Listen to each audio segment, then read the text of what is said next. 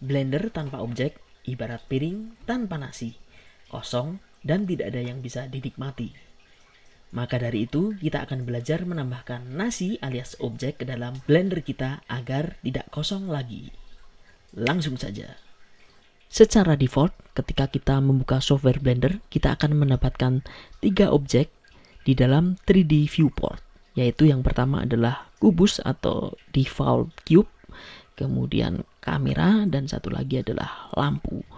Masing-masing dari objek ini memiliki titik berwarna orange. Ini ya, orange, kemudian ini orange di tengahnya, satu lagi untuk kamera, orange di bagian pojok sini. Titik orange ini namanya adalah titik origin. Titik origin ini sangat penting untuk objek karena ini yang menentukan untuk letak objek, untuk skala dan juga rotasinya nanti. Oke, misalkan saya akan menghapus kubus ini, yaitu dengan saya pilih atau seleksi kubus terlebih dahulu, klik kiri di sini, lalu saya ketik tombol X, lalu pilih delete. Nah, di sini sebenarnya ada 2 cara ya untuk melakukan penghapusan di dalam Blender, yaitu dengan tombol X seperti tadi, atau kita langsung bisa ketik tombol delete langsung. Tapi bedanya kalau untuk yang delete itu tidak ada konfirmasi seperti yang saat kita klik tombol X ya. Nah, kalau menggunakan X kan seperti ini. Pencet tombol X, ada konfirmasi apakah Anda mau menghapus objek. Nah, kalau ya, delete. Tapi kalau langsung tombol delete, langsung hilang seperti itu. Silahkan dipilih sesuai keinginan kalian saja. Misalkan saya hapus kubusnya, lalu saya akan menambahkan objek baru, yaitu dengan cara datang ke menu Add, Mesh, dan tambahkan objek barunya, misalkan UV Sphere. Jadi di sini ada bola di tengah dari sumbu X dan Y. Kemudian saya akan menambahkan objek baru lagi, tapi saya tidak mau objeknya berada di tengah. Nah, caranya adalah dengan klik di bagian kiri sini, tools namanya 3D cursor yang berbentuk lingkaran dan ada seperti crosshair-nya ya. Kalau di Blender kalian tidak muncul seperti ini, maka kalian bisa menampilkannya dengan pencet huruf T. Jadi T ini adalah shortcut untuk menampilkan dan menyembunyikan toolbar di bagian kiri. Oke, kalau kita sudah pilih 3D cursor, lalu misal saya akan tempatkan objek barunya di atas bola. Saya klik di bagian sini. Pastikan ya di bagian kiri atas ini Surface Project dicentang. Kemudian selain dengan datang ke menu Add untuk menambahkan objek, kita juga bisa menggunakan shortcut, yaitu dengan cara memencet tombol Shift dan A. Jadi di Blender ini ketika kita ingin mengetahui shortcut dari setiap menu adalah dengan hovering atau mengarahkan pointer mouse pada menu yang kita inginkan. Pencet Shift A, saya tambahkan objek baru, misalnya kubus. Nah, maka kubus ini akan berada di atas dari bola. Misal saya akan menambahkan objek baru lagi di bagian pojok dari kubus ini. Shift A, saya akan tambahkan misal icosphere ini. Nah, icosphere maka akan berada di sini. Kemudian ketika kalian menambahkan objek di dalam Blender, di bagian bawah sini ada menu muncul. Nah, menu muncul ini namanya operator panel. Operator panel bisa kita ubah-ubah sesuka hati kita.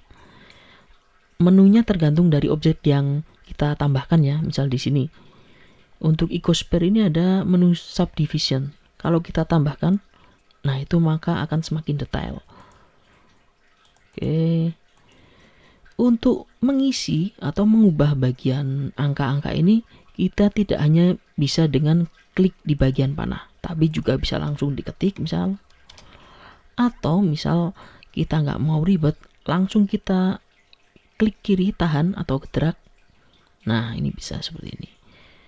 Radiusnya misal saya naikkan. Oke, atau lokasinya koordinatnya, misal di bagian X, Y, Z. Nah, oh ya, untuk bagian X, Y, Z ini kalian juga bisa mengubah secara bersamaan, yaitu dengan cara drag dari sini ke atas ke bawah sini. Lalu kita isikan misal angka 5. Maka ketiga-tiganya akan berubah. Drag, kita isikan salah satunya dengan angka 3 misal. Lalu tiga-tiganya akan berubah. Gitu ya. Jadi di Blender ini kita banyak sekali jalan-jalan pintas untuk melakukan operasi-operasi yang kita butuhkan. Nah, objek-objek yang telah kita buat di Blender ini selain muncul di 3D viewport juga muncul di bagian atas ini. Ini namanya outliner. Jadi setiap objek yang kita buat di sini nggak cuma objek mesh saja ya, tapi juga objek kamera dan juga lampu. Saya pilih ini dulu untuk seleksi. Ketika kita menyeleksi objek di 3D viewport, di bagian sini juga terseleksi otomatis. Jadi alternatif lagi. Jadi kalian tidak harus menyeleksi langsung di bagian objek ini, tapi bisa menyeleksi di bagian outliner. Oke. Ini akan sangat bermanfaat ketika kalian mengerjakan proyek yang sangat besar dan filenya, objeknya sangat banyak. Kadang susah untuk ngeklik langsung di bagian objek. Kita bisa langsung klik di sini, dan ini nanti akan ada banyak cara untuk memanage ini. Bisa kita rename, kita grupkan, kita sembunyikan dan macam-macam di sini. Oke. Lalu ya, ini objek-objeknya namanya masih nama asli ya. Misalkan saya tambah kubus lagi deh. Shift A, cube. Nah, namanya jadi cube sama cube titik 001. Saya mau ubah namanya, yaitu saya klik 2 kali. Saya ubah menjadi kubus misal. Oke. Lalu yang ini kotak gitu. Ini otomatis juga akan merubah di bagian bawah sini, di bagian object properties.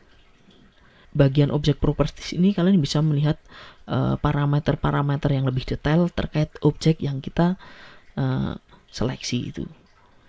Lalu misal ini saya ganti lampu, ini bola gitu.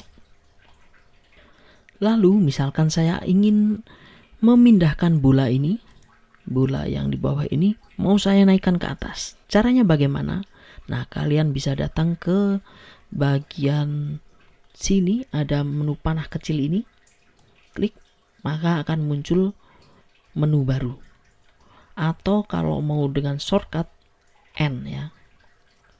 Di sini di bagian item kalian maka akan mendapatkan location, yaitu lokasi dari origin bola itu, yaitu di koordinat 000. Kalau misal saya ubah, saya drag misalnya ke koordinat 3, bolanya akan berubah. Atau saya geser sumbu X, sumbu Y-nya juga saya geser, Z-nya saya geser seperti ini misal. Nah, bolanya akan berubah di sini. Jadi di sini kita mengatur secara presisi lokasi dari objek yang kita seleksi. Begitu juga misal kita mau melakukan rotasi atau perputaran. Rotasi berdasarkan sumbu X, berdasarkan sumbu Y, dan juga berdasarkan sumbu Z. Kalau skala ini untuk mengubah ukuran. Jadi misal saya ubah ukuran kubus yang ini di sumbu X. Nah, untuk sumbu Y seperti ini, Z seperti ini misal. Jadi di sini kalian akan melihat dimensi atau ukuran yang terjadi setelah dilakukan perubahan lokasi, rotasi atau skala itu. Oke, untuk memastikan kalian memahami apa yang tadi sudah kita pelajari, sekarang saatnya kita kuis. Nah, di sini kita akan mengerjakan kuis yang sederhana. Yang pertama adalah buat file baru, kemudian hapus default cube, lalu tambahkan objek silinder dengan jari-jari 1 meter atau radius 1 meter dan tingginya 2 meter.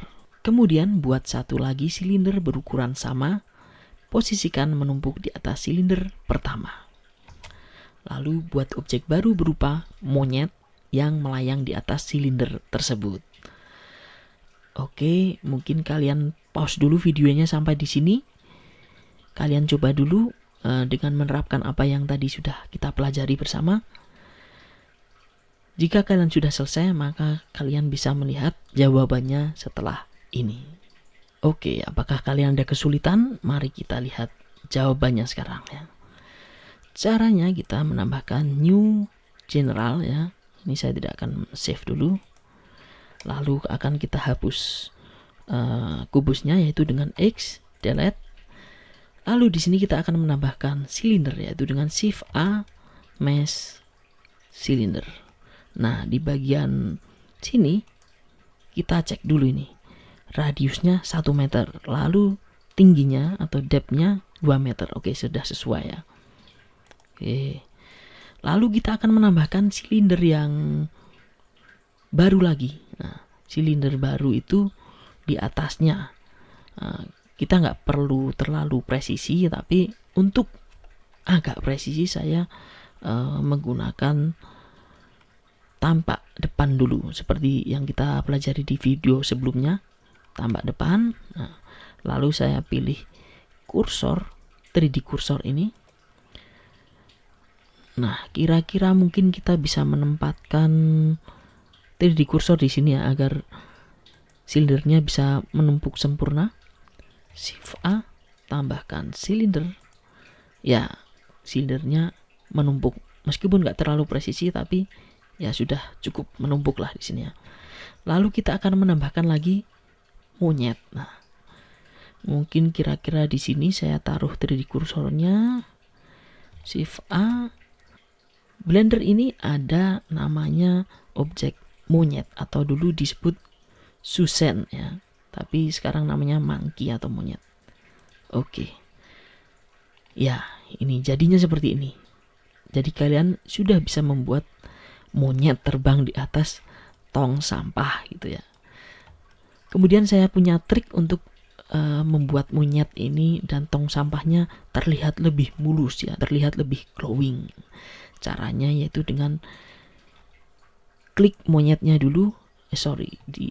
Pilih dulu bagian ini ya, yang seleksi monyetnya. Lalu di bagian sini yang gambar seperti kunci Inggris atau kunci pas, yaitu modifier.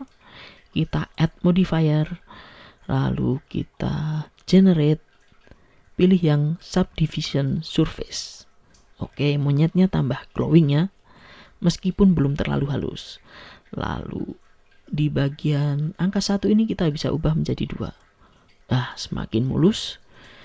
Kemudian kita seleksi ketiga objek ini. Klik kanan, set auto smooth. Nah, jadi semakin mulus. Biar tambah glowing, kita bisa klik bagian atas ini, panah kecil ini, matte cap. Nah, di sini kalian bisa milih nih material apa yang ingin ditampilkan di sini.